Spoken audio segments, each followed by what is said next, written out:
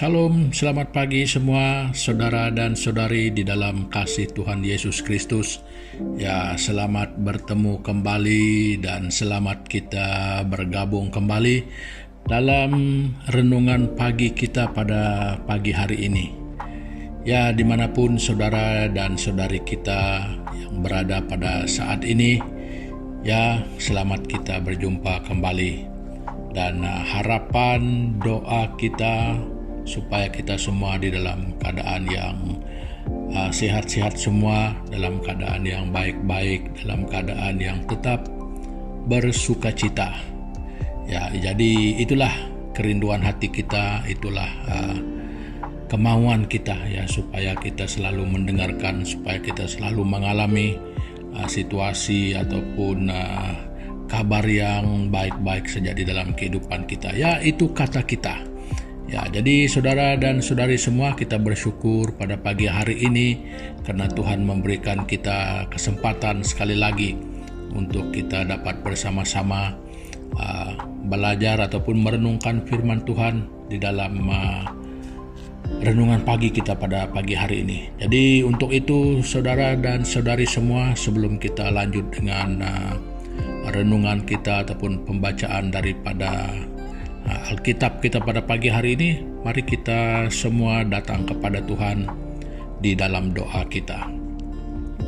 Tuhan Bapa kami di surga, di dalam nama Yesus Kristus, Tuhan, sekali lagi kami naikkan pujian, syukur, dan hormat kami kepadamu, karena pada pagi hari ini sekali lagi kami menikmati kebaikan Tuhan, kemurahan Tuhan untuk kami, di mana kami sudah dapat bangun kembali menikmati hari ini yang Tuhan berikan untuk kami. Jadi semua itu hanya oleh karena kebaikan Tuhan untuk kami. Jadi terima kasih untuk kesempatan ini. Jadi kiranya Tuhan, sebelum kami memulai kehidupan kami hari ini, jadi kami rindu kiranya menyerahkan seluruh keberadaan hidup kami di dalam tangan Tuhan dan memulai hari kami dengan datang kepada Tuhan. Jadi makanya kami menyerahkan renungan kami pada pagi hari ini. Jadi kiranya Tuhan bekerja lewat kebenaran firman-Mu di dalam persekutuan kami yang walaupun hanya di alam maya, tetapi kami tahu bahwa Tuhan kami itu bekerja dengan cara apapun, di mana sekalipun, karena Allah yang kami sembah itu adalah Allah yang dahsyat adanya. Terima kasih Bapa, kami menyerahkan semua ini dan kami berdoa hanya di dalam nama Tuhan Yesus Kristus, Tuhan dan Juru Selamat kami. Amin. Nah, saudara dan saudari semua, pada pagi hari ini sekali lagi saya ingin membawa kita bersama-sama melihat sebahagian daripada satu perumpamaan ya, yang digunakan Yesus untuk mengajar pada suatu ketika. Ya, itu perumpamaan itu terdapat di dalam Lukas pasal yang ke-15. Kita mulai membaca dari ayat 11 sampai 18, yaitu untuk kita dapat melihat gambaran daripada perumpamaan ini. Ayat 11 berbunyi begini. Yesus berkata lagi, ada seorang mempunyai 2 anak laki-laki. Kata yang bongsu kepada ayahnya, "Bapak, berikanlah kepadaku bagian harta milik kita yang menjadi hakku." Lalu ayahnya membagi-bagikan harta kekayaan itu di antara mereka. Beberapa hari kemudian, anak bongsu itu menjual seluruh bagiannya itu lalu pergi ke negeri yang jauh. Di sana ia memboroskan harta miliknya itu dengan hidup berfoya-foya. Setelah dihabiskannya semuanya, timbullah bencana kelaparan di dalam negeri itu dan ia pun mulai melarat. Lalu ia pergi dan bekerja pada seorang majikan di negeri itu. Orang itu menyuruhnya ke ladang untuk menjaga babinya. Lalu ia ingin mengisi perutnya dengan ampas yang menjadi makanan babi itu, tetapi tidak seorang pun yang memberikan kepadanya. Nah, lalu ia menyadari keadaannya. Katanya, betapa banyaknya orang upahan bapakku yang berlimpah-limpah makanannya, tetapi aku di sini mati kelaparan. Aku akan bangkit dan pergi kepada bapakku dan berkata kepadanya, Bapa, aku telah berdosa terhadap surga dan terhadap Bapa. Nah, saudara-saudari semua, peribahasa perumpamaan ini mengingatkan saya dengan satu peribahasa yang dulu pernah diajarkan waktu di bangku sekolah lagi, yaitu sesali dahulu pendapatan, sesal kemudian tidak berguna. Nah, jadi itu perumpamaan peribahasa yang pernah dipelajari ketika masih sekolah dulu. Jadi apakah saya betul atau tidak itu peribahasa atau tidak ya? Ya, jadi tapi begitulah bunyinya. Sesali dahulu pendapatan, sesali kemudian tidak berguna. Nah, jadi demikianlah pelajaran yang kita mau kongsikan bersama daripada perumpamaan ini, ya. Jadi supaya kita menyesal dulu, ya, jangan menyesal kemudian. Nah, jadi pada kenyataannya kata orang tua ya, dan kalau dipikir-pikirkan pun benar juga itu. Menyesal itu tidak pernah datang dulu. Dia selalu yang terakhir datang, ya. Menyesal itu. Karena setelah yang lain itu berlaku, baru menyesal itu datang belakangan. Nah, jadi saudara dan saudari, perumpamaan ini cukup mengingatkan kita supaya kita juga jangan sampai menyesal. Ya, terutama di dalam kehidupan rohani kita. Ya, karena pada dasarnya tidak ada seorang pun yang tidak perlu Tuhan. Ya, semua kita, karena kita semua adalah ciptaan Tuhan. Jadi makanya tidak ada orang yang tidak memerlukan Tuhan yang merupakan penciptanya. Jadi agama itu ya itu belakangan datang. Ya, yang asal usulnya kita ini adalah milik Tuhan. Jadi yang memisahkan kita dari Tuhan adalah ya sama seperti anak muda ini. Kita mau mengikuti kehendak kita mau menuruti cara kita mau mengikuti apa yang kita pikir baik. Ya, kita mau memisahkan diri dari Bapa kita. Nah, jadi makanya hal itu berlaku. Jadi ketika kita mengikuti jalan kita, ketika kita menuruti keinginan kita, makanya begitulah kehidupan kita. Kita menjadi seperti orang musafir ya di padang gurun ya, yang di hutan belantara kah. Pokoknya kita itu berjalan sesuka hati tanpa arah dan tujuan. Nah, ketika ada masalah tiba, ketika kita menghadapi sesuatu, baru kita sadar bahwa langkah kita itu salah, bahwa cara kita itu tidak benar. Jadi kadang-kadang hal yang seperti ini ada banyak orang yang menyesal. Ya, karena menurut cara sendiri, dan sehingga kadang-kadang kita dapat melihat kehidupan yang sudah terlalu berantakan. Sama ada kehidupan pribadi, sama ada kehidupan keluarga, sama ada ya banyak kita melihat hal yang seperti ini. Nah, jadi saudara dan saudari semua, supaya kita sesali dulu bahwa dengan cara kita sebagai manusia, dengan keinginan dan perasaan kita, sangat tidak mungkin ya kalau kita ingin memisahkan diri kita daripada Bapa yang di surga itu. Nah, jadi saudara dan saudari semua, ya tidak kurang kalau kita melihat dalam kehidupan manusia pada zaman kita yang dapat kita lihat, ya ramai yang seperti anak muda ini.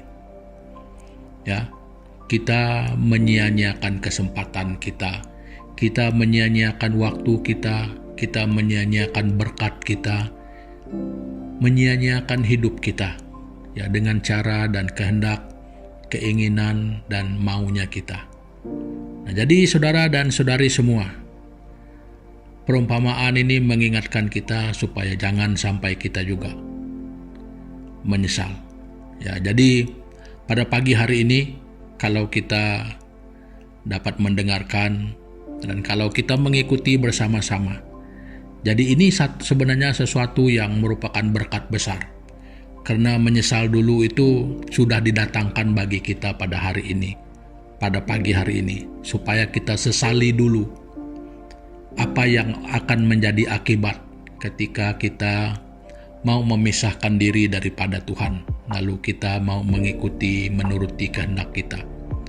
Nah, jadi saudara dan saudari, ini peringatan bagi kita supaya janganlah kita sampai memisahkan diri daripada Tuhan. Yang walaupun pada saat ini mungkin saudara-saudari kita yang belum tahu ataupun yang belum mengenal siapa Tuhan yang sebenarnya, jadi inilah kesempatanmu untuk kembali. Jadi sesali dulu, ya.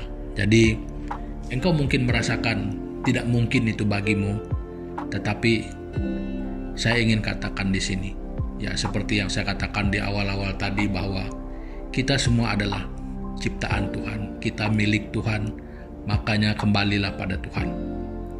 Ya, jadi sadar awal seperti anak ini, ya, ini baik punya kesempatan untuk dapat menyesali tetapi sudah sempat mengalami perkara-perkara yang seperti itu. Nah, mungkin saya dan saudara juga pernah mengalami ini dalam kehidupan pribadi. Ketika kita sudah melihat di sekitar kita, melihat keadaan kita yang mungkin pernah mengalami sejarah hitam dalam kehidupan gara-gara hanya mau mengikuti keinginan hati, kehendak hati, pandangan mata. Nah, saudara dan saudari semua, kalau itu pernah memberikan ataupun menconteng sejarah hitam di dalam hidup kita, saudara, hari ini kalau kita dapat mendengarkan, kalau kita bersama-sama pada hari ini, sadarlah seperti anak muda ini. Sadar awal itu lebih baik daripada menyesal. Bermakna sesali dulu, jangan sampai menyesal kemudian. Jadi saudara dan saudari semua, langkah untuk bertobat itu adalah langkah yang paling tepat. Walaupun harus diakui bahwa itu sakit, walaupun harus diakui bahwa itu sangat tidak mungkin dilakukan, tetapi itu mungkin.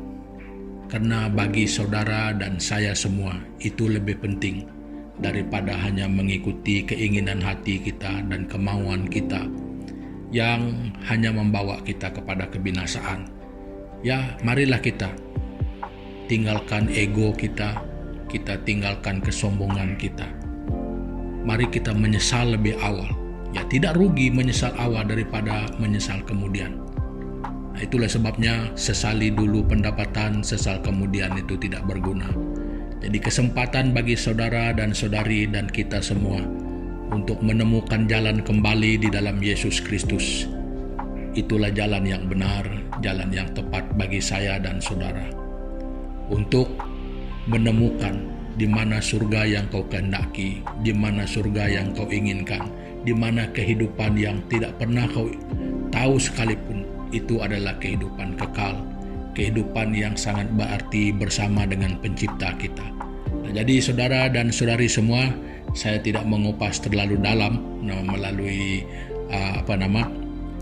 perumpamaan ini. Jadi saya hanya ingin menekankan bahwa satu bagian adalah sesali dahulu pendapatan, sesali kemudian tidak berguna. Yaitu hanya dapat kita ringkaskan. Ya, mari kita berpikir baik-baik. Jadi sebelum kita menyesal ataupun sebelum kita, ya dengan bahasa yang kasar sedikit ya, sebelum kita menjadi mangsa, bukan kepada orang lain, tetapi menjadi mangsa oleh perasaan kita, menjadi mangsa oleh keinginan kita, menjadi mangsa Ya, oleh kehendak hati kita yang mungkin sudah terpengaruh dengan hal-hal yang tidak baik. Jadi saudara dan saudari semua, kesempatan yang ada pada hari ini dan pada saat ini sekalipun, ini adalah peluang, ini adalah kesempatan yang Tuhan berikan untuk kita. Jadi sekali lagi saya ingin menegaskan, jangan pernah berharap pada esok yang belum datang. Hari ini, saat inilah saat yang pasti untuk kita membuat keputusan, untuk kita bertindak. Tinggalkan kehidupan itu yang selalu diborosin dengan perkara-perkara yang tidak mendatangkan kebenaran bagi kita. Ya, dia cuma mendatangkan kehidupan yang membawa jiwa kita hilang. Nah, jadi saudara dan saudari semua, perkongsian saya untuk pagi hari ini sampai di sini dulu. Jadi sebelum kita berpisah, mari kita sama-sama datang kepada Tuhan di dalam doa kita. Mari kita berdoa.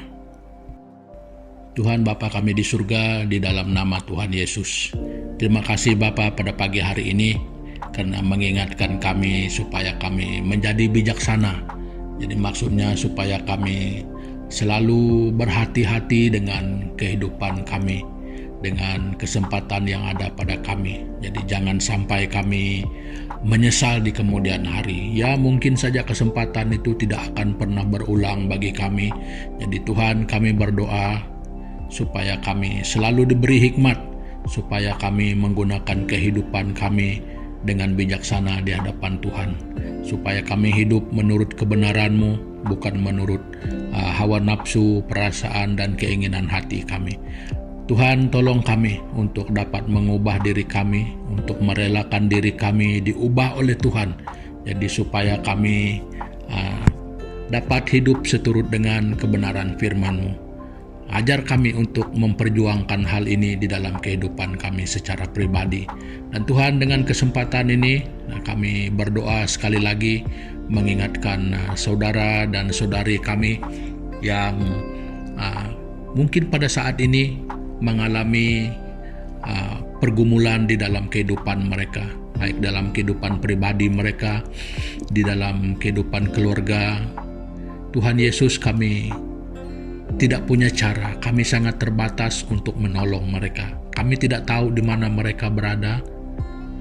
Ya Tuhan, kami hanya mampu mengangkatkan mereka ke dalam tangan-Mu. Walaupun kami tidak mengenal satu persatu, kiranya Tuhan Engkau akan menolong. Tuhan, Engkau memberikan jawaban. Jadi bagi saudara-saudari kami yang bergumul dengan kesehatan mereka, yang mungkin terinfeksi dengan virus COVID ini, Tuhan memberikan kekuatan bagi mereka, memberikan pengharapan di dalam Yesus Kristus bahwa keluarga mereka tidak pernah terlepas daripada pemeliharaan Tuhan, yang walaupun di dalam keadaan yang seperti mana sekalipun, Tuhan, kami percaya bahwa andalan hati kami adalah hanya Tuhan satu-satunya, Yesus Kristus. Dan oleh itu Bapa, kami menyerahkan setiap keluarga, setiap individu yang mungkin mengalami, yang sangat bergumul, yang mungkin sangat dalam keadaan yang bersedih oleh karena keadaan fisikal yang mengalami sakit penyakit. Tuhan, kami berdoa Bapa, Engkau tolong mereka. Jadi itulah harapan kami, hanya Tuhan satu-satunya. Dan demikian Bapa, kami berdoa menyerahkan kehidupan kami bersama di sepanjang hari ini, dimanapun kami berada, apapun tugas, apapun tanggung jawab kami pada hari ini. Bagi setiap orang, Tuhan Yesus, Engkau menyertai kami. Tuhan memimpin kami, memampukan kami untuk melakukan sesuatu itu dengan komitmen yang tinggi, dengan penuh kebenaran daripada kebenaran firman Tuhan. Terima kasih Tuhan Yesus, kami berdoa mengucap syukur hanya di dalam nama Yesus Kristus, Tuhan dan Juru Selamat kami. Amin. Nah, saudara dan saudari semua, pertemuan kita untuk pagi hari ini sampai di sini dulu, dan sampai kita jumpa lagi di lain kesempatan. Ya, selamat beraktivitas. Tuhan Yesus memberkati kita semua. Haleluya.